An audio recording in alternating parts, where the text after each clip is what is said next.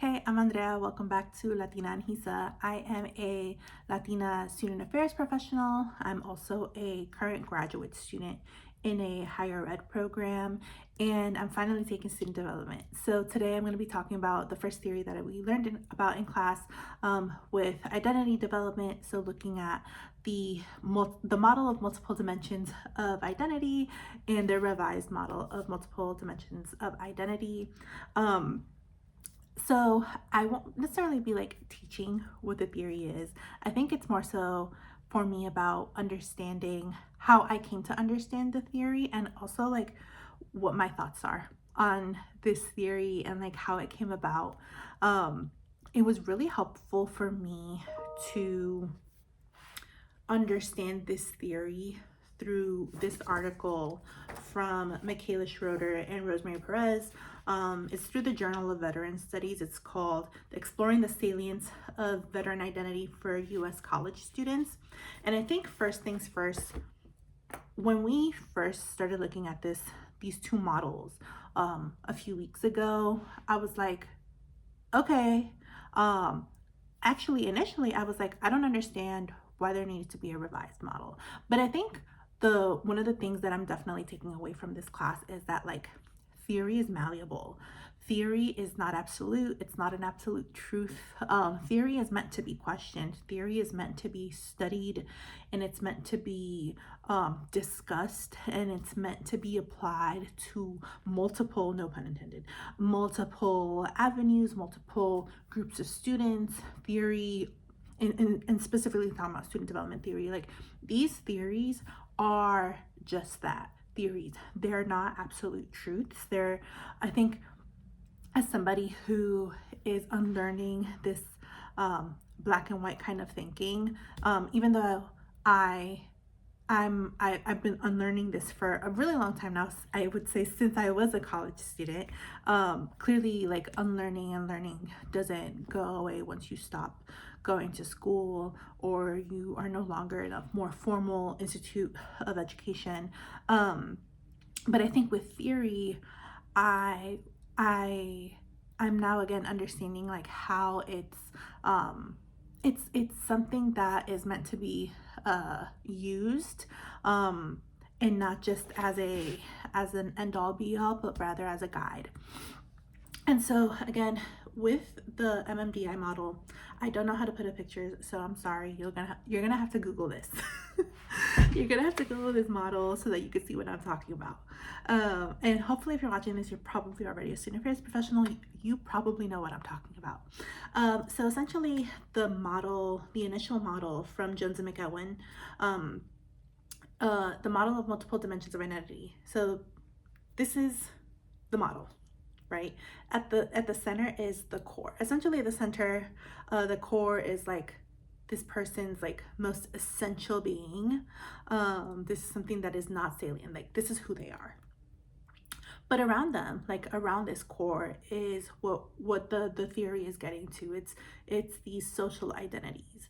I think part of what makes this model or this theory, I think for me, I'm going to use the word palatable, is that I'm a student of feminist theory, but specifically of, I read a lot of like Black feminist literature. I read a lot of Latina feminist literature. That was what my academic foundation as an undergraduate student. So talking about identity is very like fluid for me. And so yeah, I understood that at the core is like, you know, the person's most essential being, and then there's also their identities that are socially constructed. I think for me, what was I think more like, I don't know if outspoken is the word, but like what I came to kind of, the thought that came to the forefront with looking at this model and even the revised model, which I'll get into in a minute, is that they're talking about, this model's talking about saliency, and my professor straight up was like, yeah, this model, these two models are talking about saliency, they're talking about context, and they're talking about meaning making, specifically with the revised version. And so I, speaking of, critiquing these theories and really questioning them, and that's, my due diligence as a student affairs practitioner, what we should be doing, quote unquote, should. I looked at this initial model and I was like, this makes sense to me. And bringing out the meaning making filter, which is what the revised model does. So in the revised model, according to my professor, this revised model came about out of critiques of the initial model. Apparently the initial model doesn't account for agency, which I think is really interesting. The way that I took it was that the initial model, if the revised model, so what happens with the revised model is there's an added component to the model. And I think now looking at it, there's also a more like, not observant, what's the word I'm looking for, but like, just like the context of the model is just so much more apparent, which I think in the initial model is not. And I think that seems to have been what like was confusing to practitioners and to scholars. Because to me, I look at the initial model and I'm like, the meaning making filter is in the core. Why are we taking it out? But I think as I was thinking through all of this in class, I was like, I wonder if, because this is a theory and because we're looking specifically as student affairs professionals at the meaning making filter, and that's what we're looking to develop as student affairs professionals, as student affairs practitioners, we want to take that out. I am making an assumption that we want to take that out to further study that and further understand that. But to me, when I'm first looking at these models, I'm like, the meaning making filter is in the core, because the core is where your attributes are. It's where like your most essential being is, and that's also what is providing again, I can very well be wrong, but the way that I understood it was that that's where you're making these that's where you're filtering all of this context around you. But when I think about, again, the saliency of these identities specifically for college students, I can understand why now. I can now understand why like not hyper, but like further looking at this meaning making filter is more beneficial to us to study. So with that being said, I think that for me, when I was looking at these two models again, I was kind of like stuck on like, why would we need to take the meaning making filter out? Again, this is the first theory that I am learning. Like, this is the first theory that we are looking at. This is the theory that we started with. So maybe the answer to that question is going to come later on. And it kind of has, because we started talking a little bit about self-authorship, but I'm not going to get into that here. I'll stick to MMDI and RMMDI. But what I'm saying is that with looking at these models, I think the conversations in class were interesting, because I was like, I was not having a hard time understanding the model or the theory. I was kind of doing what I think a practitioner would be doing with these series, is kind of like questioning them and like trying to figure out ways how to use them. But my class, it seems like they were having trouble understanding the theory. I'm not sure why, and I'm also not sure why I wasn't and I'm not trying to be like rude or like pretentious here, but again, I do think having a foundation of feminist theory does help a lot with kind of like moving through the questions, or like the I guess lack of, not context, but like the lack of hand-holding when it comes to understanding these identity models. Again, I just like immediately started thinking about like the meaning making filter specifically in the revised version. So I want to get to how this theory, the practice side of how it's being put into practice and how it helped me better understand how I would use this theory.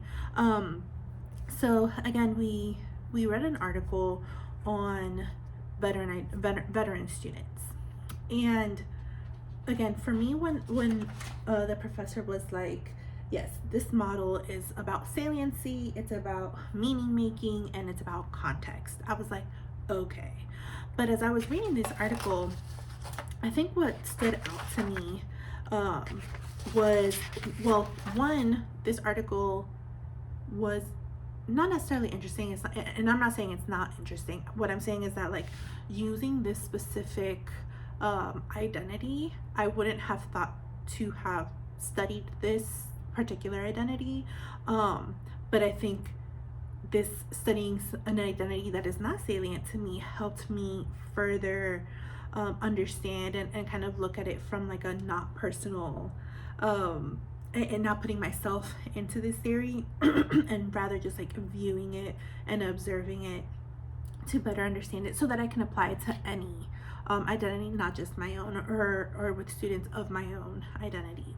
I think what again, my takeaway from this particular article is that essentially what we have been doing with particularly with veteran students is like, okay, we have veteran students on campus, let's provide them with all of these resources. But this doesn't necessarily mean that in us as student affairs professionals providing all of these supports and all these resources for these particular students doesn't necessarily correlate to them accepting or rather using these particular like spaces, these particular resources, especially because like what does it mean to be a veteran? And I think that's kind of like what this article gets at first, is like, what does that mean? They give us a definition, like a definition that's used by the GI Bill, and then I think with the study that was done, essentially what comes out of it is that like if a student, yes, who is considered, for example, by the Department of Education a veteran, but does not feel like a veteran because that identity is not salient to them, or the saliency of that development is not fully it's not super close to their core, due to the fact that their meaning making filter may be really, do I want to use the word restricted? Their meaning making filter to that identity of being a veteran may not be, it may be too tight. Like the filter may just be like not flushed out maybe.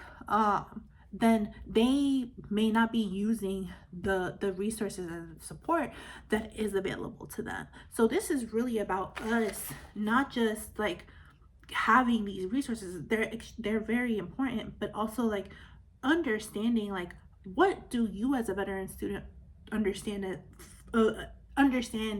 in being a veteran student? Is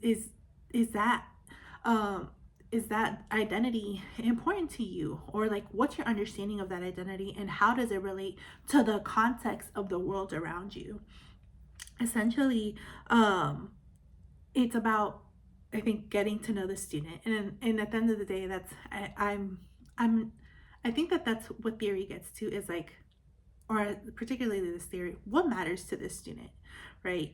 And then essentially like the suggestions, I guess you could say, that Schroeder and Perez give on how to not necessarily like improve the saliency of the student, of the veteran student specifically with this article. I don't think that it's about like having them become more salient, but rather us understanding their saliency and their understanding of what it means to be a veteran student.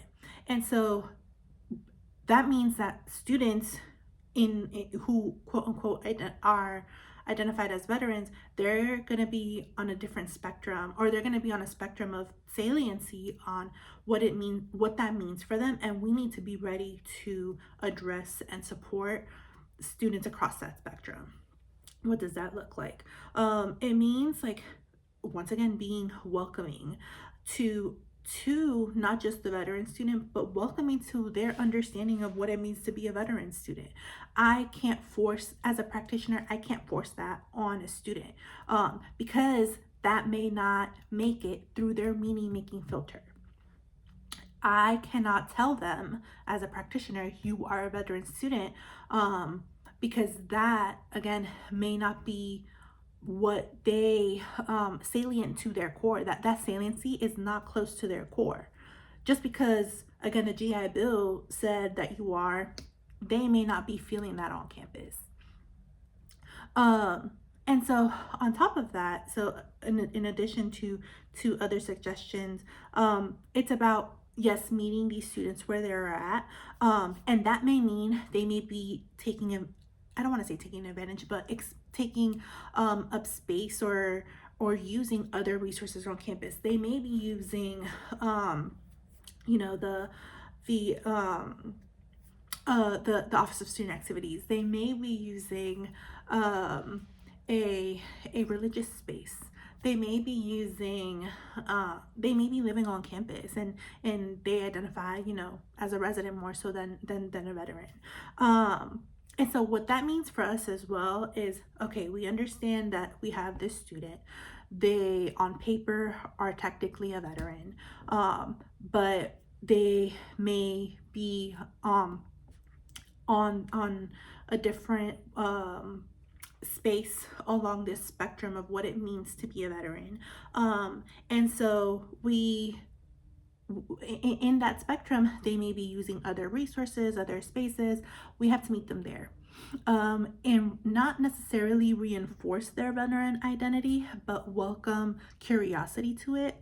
I think that's what I took away from it, is like, letting, not just supporting them, but like advocating for the fact that, like, I understand that you may not feel like this, and not necessarily in that way, but like understanding that because you identify as this, or not because you identify, but because, again, on paper you have this this resource, here are welcoming them into that space that is allocated for that identity. And so I think, again, this particular article, I really appreciated it because, one, I haven't really worked with veteran students, or rather I haven't worked with veteran students, and also it seems like from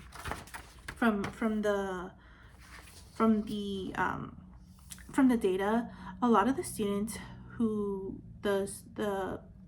Schroeder and Perez were interviewing for this, some of them were not like the traditional college students, aka they were not like 18 straight out of high school. Some of them have served. We learned about how, like, deployment heavily filtered the saliency of what it meant to be a veteran to these students, which I think was really interesting. And I think that with what I most appreciate about this article is that, yes, we're talking about this like specific identity of a specific student, but at the end of the day, these students are not just this one thing, which I think goes back to this model of multiple dimensions. We are multiple, even at our core, we hold all these different identities. And I think the other thing that came up in class a lot was like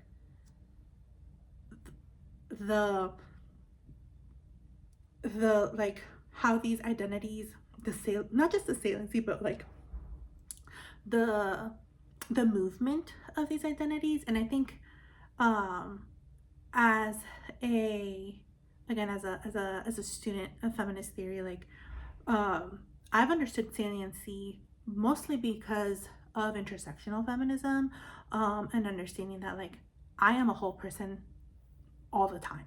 I don't wake up as a woman, I don't eat lunch as a Latina, and I don't go to bed as an able-bodied person. I am all of those things all of the time.